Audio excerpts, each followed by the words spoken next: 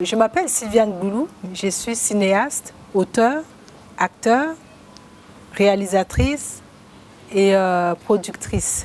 Lorsqu'on débute et qu'on n'a pas trop de moyens, souvent on est obligé de tout faire par soi-même et c'est par nécessité.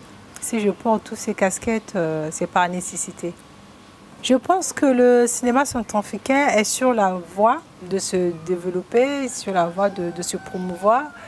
Parce qu'il fut un temps, 10 ans en arrière ou 20 ans en arrière, on n'avait pas des jeunes gens, des jeunes femmes qui s'intéressaient au cinéma. Mais aujourd'hui, on a beaucoup de monde qui s'intéresse à ce secteur.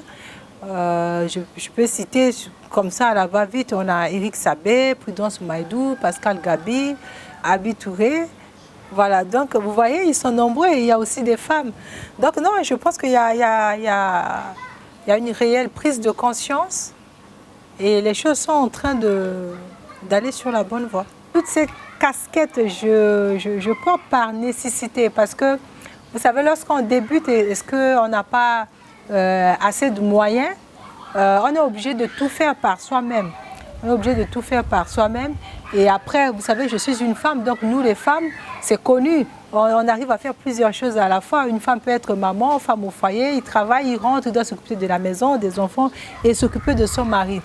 Donc, pour reprendre à votre question, je dirais plutôt que c'est une question d'organisation. Et c'est comme vous pouvez demander à quelqu'un qui aime le football, pourquoi vous aimez le football. Mais je pense que j'aime ce métier pour son côté immortel, au fait. Vous savez, lorsque j'étais à l'école, à l'acting, on nous a appris que dans des siècles passés, lorsque un cinéaste ou un acteur meurt, on ne les enterrait pas avec les autres parce qu'on disait que c'est des gens qui ont la capacité de créer quelque chose qui n'existe pas. C'est comme des demi-dieux. Ils sont capables de prendre quelque chose dans l'imaginaire et d'amener ça dans la réalité. Donc c'est fascinant en fait. Et c'est fascinant et c'est passionnant. Et je pense qu'il y a cet aspect de côté immortel et il y a aussi le fait que j'ai envie d'être utile pour mon pays, de faire quelque chose pour mon pays, pour les autres, de dire tout haut ce que les gens disent tout bas. Parce que le cinéma, c'est aussi un moyen de communication. On communique aussi à travers de nos films. Donc voilà, je pense que c'est tout un ensemble de tout ça qui m'a attirée vers ce métier. Et voilà. Ma première réalisation, c'est Sophia la Bonguissoise. Donc Sophia la Bonguissoise, je l'ai réalisée en 2008. Et tu fais d'ailleurs partie des gens avec qui on a travaillé sur ce projet. Parce que je débutais, c'était mon premier film, je ne connaissais pas beaucoup de choses. Mais ma force, c'est que j'ai l'habitude de m'entourer des bonnes personnes, au fait. Et on avait fait ce film-là, on est parti tourner sur la route de Mbaïki avec très peu de moyens. Je pense qu'on a tourné avec une seule caméra. Et on mangeait le Kanda Mondial. Je ne sais pas si les gens ils savent ce que c'est. On n'avait pas de budget, mais on voulait faire quelque chose parce qu'à l'époque, on n'avait pas un film centrafricain. Je ne dis pas par orgueil, vraiment je tiens à le préciser.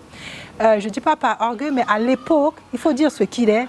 Il n'y avait pas de film centrafricain, on consommait que des films venant d'ailleurs. On n'avait pas un film centrafricain à la télé.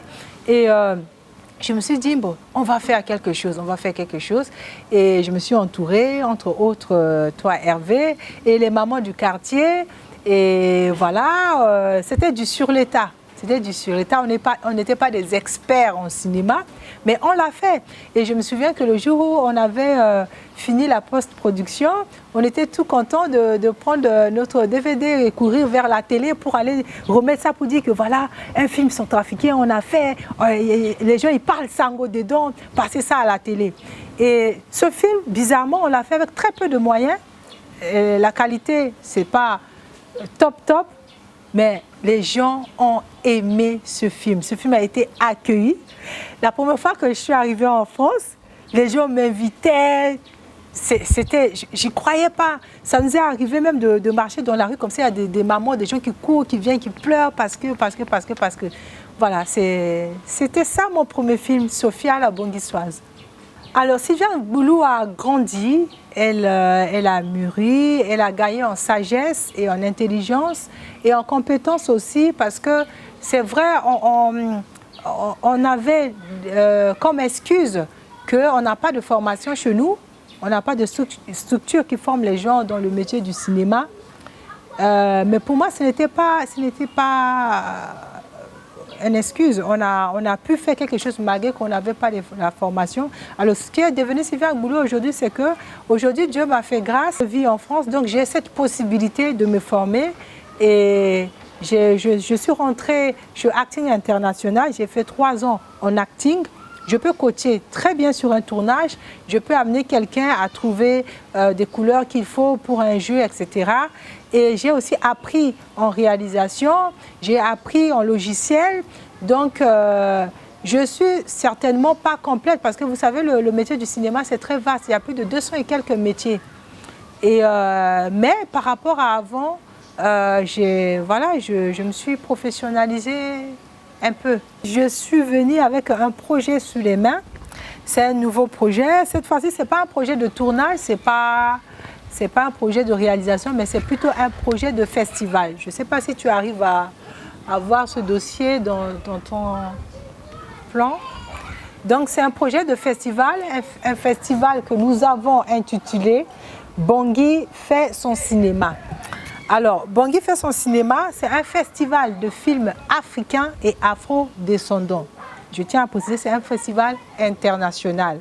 Donc, nous avons lancé l'appel aux films pour que les gens envoient leurs films à l'organisation du festival. Donc, les gens vont envoyer des films un peu partout dans le monde. Parce que l'Afrique, ce n'est pas seulement la sous-région. L'Afrique, ça va au-delà. Et ce festival se tiendra au mois de novembre, du 7 au 14 novembre. J'ai eu l'idée de ce festival parce qu'on vient de fêter notre 60 ans d'indépendance aujourd'hui. Et contrairement à d'autres pays qui sont autour de nous, même si ça patine un peu au nouveau cinéma, je vais prendre l'exemple du Cameroun. Ils ont plus de 10 festivals par an.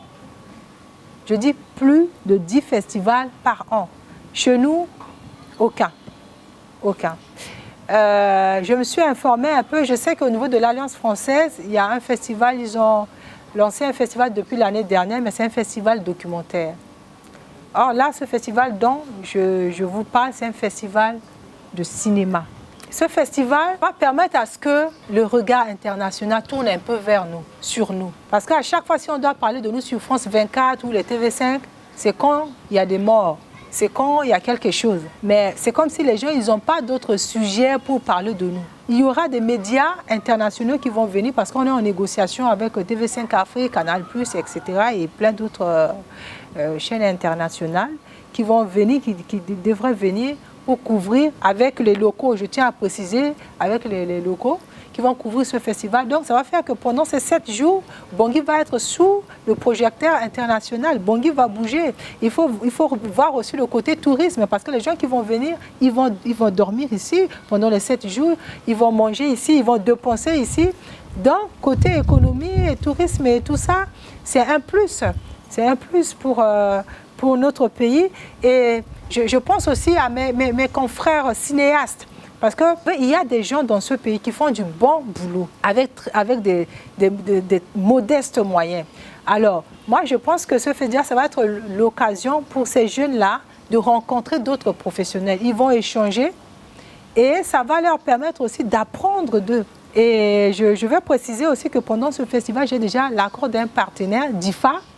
DIFA qui est un grand maison de production et de distribution internationale. Qui est à sa tête, M. Alain Modo. Et j'ai déjà un accord de partenariat avec cette boîte de production que lui, il viendra, le patron de DIFA, pour donner une formation sur les montages et les recherches financières et la distribution, c'est quoi la production. Et pendant ces 7 jours, il va avoir des ateliers de formation. Donc je pense que ça, c'est bénéfique aussi pour nos cinéastes. Nous sommes dans une démarche de recherche de financement, de partenariat, des sponsors, des mécènes et des bienfaiteurs, pourquoi pas. Donc, comme on dit chez nous, l'éléphant se mange morceau par morceau. Là, nous avons apporté le projet, nous avons fait une conférence de presse pour que nos autorités puissent être mises au courant de ce projet. Donc, la première démarche est de les informer et pour qu'ils puissent adhérer aussi au projet et demander leur accompagnement. Parce que les moyens, on les crée. Il y a des moyens, on a toujours des moyens. Et maintenant, il faut convaincre les gens, il faut de la volonté pour que les gens et les autorités et nos opérateurs économiques également, parce qu'il ne faut pas regarder que les autorités puissent nous accompagner dans cet événement. Je tiens à préciser que nous avons un accord de partenariat avec le ministère de la Culture qui va nous accompagner. Bon, c'est ce qui est logique d'ailleurs parce que le cinéma dépend directement du ministère de la Culture. Nous avons aussi un accord de partenariat avec le ministère de la Communication pour tout ce qui est couverture médiatique. Même si à ce niveau, ce n'est pas de l'argent, mais c'est aussi important. C'est un coût dans le budget qui est déjà pris en charge par ces ministères-là. Et nous sommes en train de chercher les fonds. Nous sommes en train de chercher les sponsors, nous sommes en train de chercher les partenaires. Donc voilà, si vous êtes un opérateur économique et que vous voulez investir sur ce projet, vous êtes les bienvenus, vous avez nos contacts, vous pouvez nous contacter. Vous savez, le sponsoring, c'est du donnant-donnant. Donc lorsque vous allez donner votre argent, on va vous proposer des packs pour que vous aussi, vous puissiez être gagnant. Donc, on est en train de chercher le financement pour ce projet